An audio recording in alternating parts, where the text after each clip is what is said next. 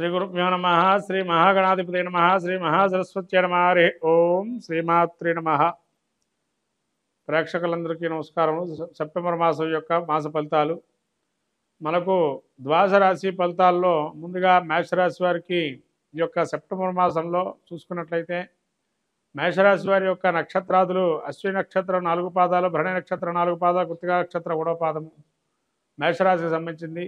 మేషరాశిలో ముఖ్యంగా మన గ్రహస్థితి సంచారం చూసినట్టయితే మేషరాశికి 2వ స్థానంలో గురువు, 3వ స్థానంలో కుజుడు, అట్లానే 4వ స్థానంలో బుధుడు 6వ తారీఖు వరకు, తదుపరి 5వ స్థాన సంచారము, రవి 17వ తారీఖు నుంచి 5వ స్థాన సంచారము, అట్లాగే శుక్ర కేతువులు 6వ స్థాన సంచారము, వక్రగతి అయినటువంటి శని యొక్క స్థితి చూసినట్టయితే 10వ స్థాన సంచారము, 12లో రాహు.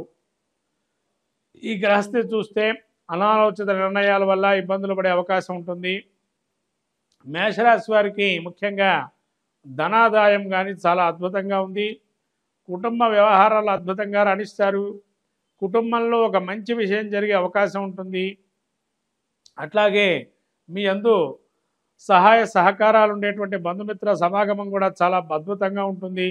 అట్లాగే ద్వితీయ స్థానం సంచారం అయిన తర్వాత గురువు, తర్వాత కుజస్థానం చూసినట్టయితే 3వ స్థానంలో సోదరిమణులు కానీ, అట్లాగే ఆ యొక్క స్థాన రీత్యా సజ్జన సాంగత్యము, కార్యసిద్ధి, అనేకమైనటువంటి విజయాలు సాధించడము, మీరు ప్రోద్బలంతో కొన్ని విషయాలు ముందుకు సాగటము, అటువంటివన్నీ కూడా నిర్ణయాధికారం తీసుకోవడం, ముందుకెళ్ళటము అద్భుతంగా రాణిస్తుంది.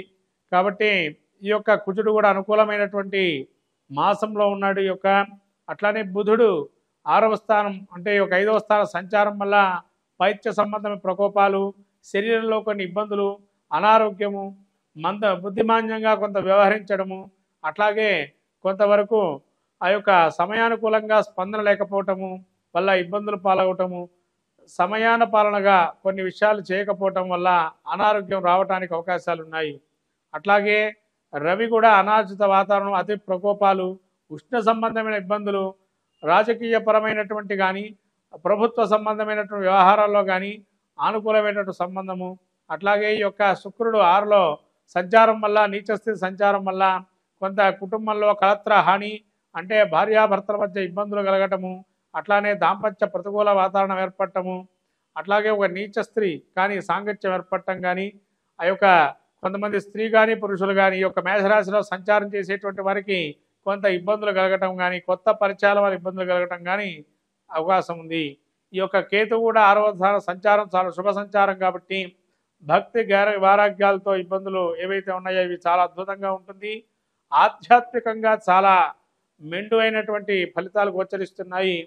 కేతువు కూడా అనుకూలమైనటువంటి అంశంగా గోచరిస్తుంది. ఈ యొక్క ఏదైనా కానీ మంత్రోపాసన కానీ అనేక విధాలుగా చాలా అనుకూలమైనటువంటి మాసంగా గోచరిస్తుంది. ఈ యొక్క శని వక్రగతి 10వ స్థాన సంచారం వల్ల, కర్మస్థాన సంచారం వల్ల ప్రభుత్వోద్యోగం కానీ లేదా ఉద్యోగస్తులు కానీ కొంత ప్రతికూల వాతావరణంగా ఉంటుంది. అధిక శ్రమ పడతారు, శ్రమకు తగిన ఫలితం కూడా ఉండదు. కాబట్టి ఎంత చేసినా ఇంతేనా అని చెప్పి ఒక ఫలితంతో ఉంటుంది. ఈ విధంగా శని సంచారం కొంత ప్రతికూల వాతావరణంగా ఏర్పడింది. అట్లానే రాహు నిరాశ నిస్పృహలు పోగొట్టినటువంటి సమయంలాగా మీకు ఏదైతే ఉందో రాణింపు ప్రతి విషయంలోనూ కొంత కుంటుపట్టడం, ఏదో నిరాశతో ఉండటం, ఏదో మనం చేస్తున్న వ్యవహారం అంత మంచిదేమో కాదేమో అని చెప్పి మనసులో ఒక చింతన అనేది మనోవ్యాకులత ఏర్పడుతుంది. కాబట్టి ఇటువంటి గ్రహ సంచారం చూసినట్టయితే ముఖ్యంగా మనకు మేషరాశి వారికి అనాలోచితం కానీ ఆలోచిత నిర్ణయాలు, ఒకరికి రెండింతలుగా ఆలోచన చేసి నిర్ణయం తీసుకోవటం అనేటువంటిది చెప్పదగిన సూచన. అట్లానే ఏది మాట్లాడుతున్నా సమయపాలన, సమయాన్ని మనం గ్రహించి మాట్లాడటం అనేది మంచిది. ఎప్పుడు కూడా మనం విచారిస్తూ ఉండడం అనేది మంచిది కాదు. మనోవ్యాఖ్యతో చెందవద్దు.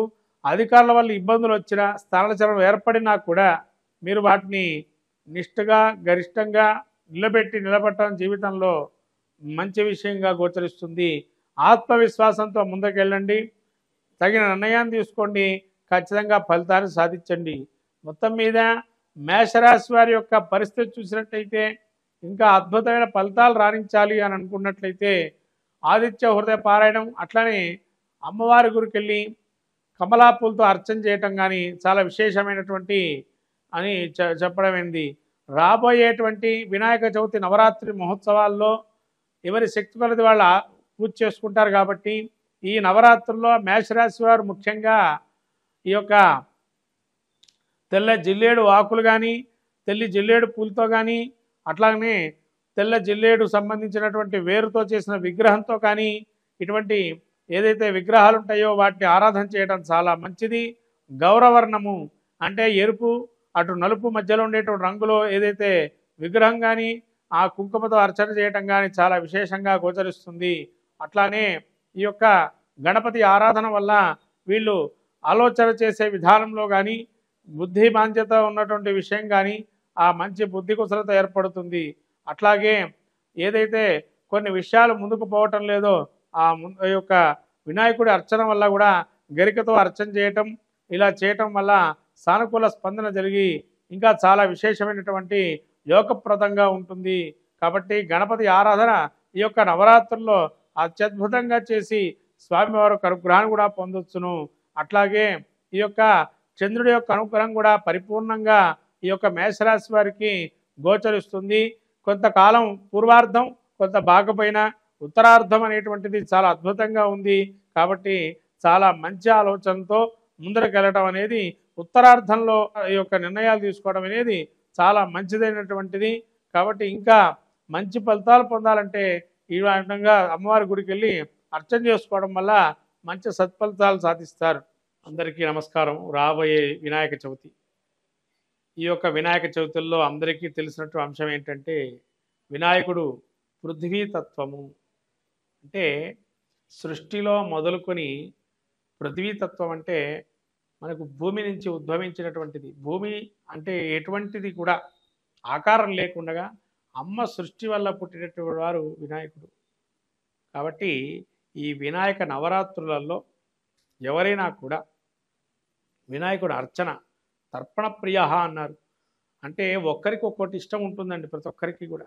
అట్లాగే ఈ భాద్రపద మాసంలో వచ్చేటువంటి వినాయక చవితిలో చాలా అద్భుతమైనటువంటి నవరాత్రులు.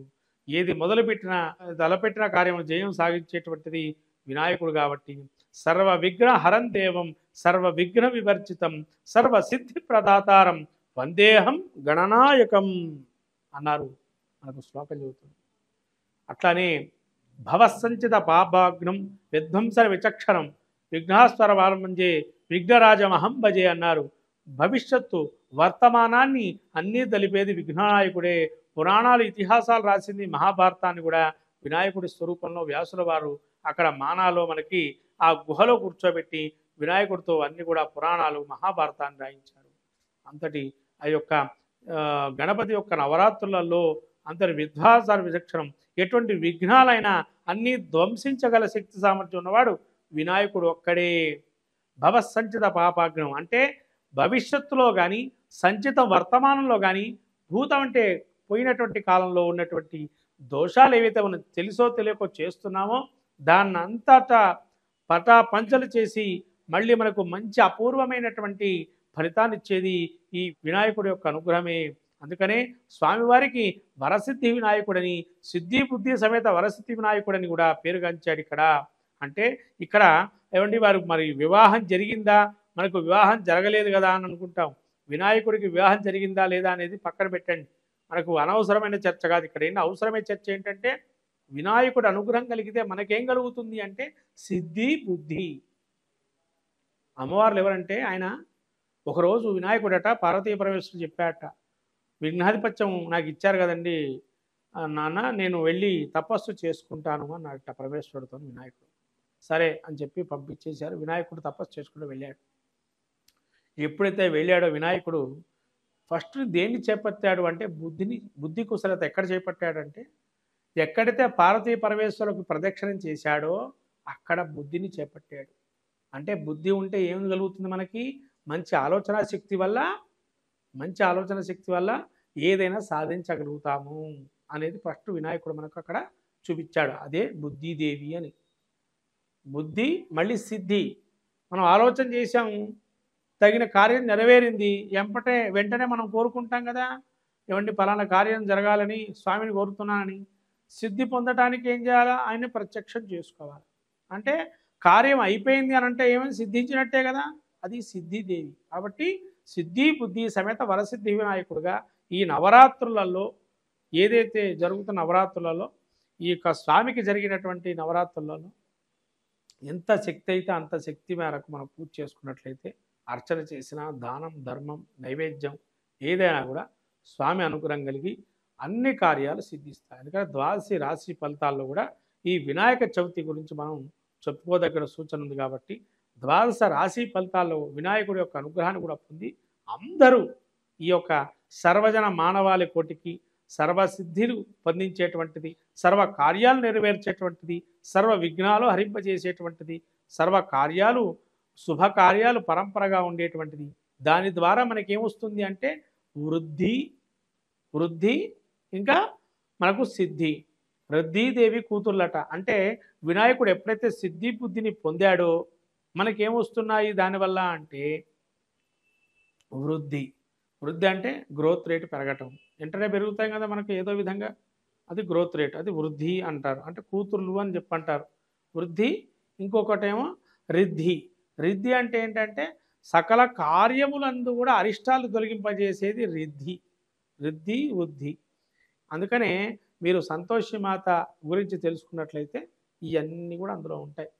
శుభము లాభము కొడుకులు అని చెప్పంటారు. కాబట్టి ఇవన్నీ కూడా వినాయకుడి యొక్క అనుగ్రహం వల్ల సకల కార్యాలు అందరికీ నెరవేరుతాయి. కాబట్టి ఈ వినాయక చవితికి అందరూ కూడా ఓం గం గణపతే నమః అనే మంత్రాన్ని పఠిస్తూ ఈ వినాయకుడి యొక్క అనుగ్రహాన్ని పొందొచ్చు. ఇది చాలండి. గకార గణపతి వినాయకుడిని చేస్తే ఆయన గకార గణపతి అంటారు. ఈ గకార గణపతి ఎంత జపం చేస్తే స్వామి శీఘ్రంగా నీకు ఎటువంటి కార్యాన్ని సిద్ధిస్తాడు. కాబట్టి ఈ యొక్క గం గణపతే నమః ఏదైతే మంత్రం ఉందో ఈ వినాయక చవితిలో ఎంతవరకు అంటే అంతవరకు జపం చేసుకోవటం వల్ల మంచి సాధిస్తారు. స్వామి అనుగ్రహం కలుగుతుంది. మంగళం మహత్ శుభం భూయా.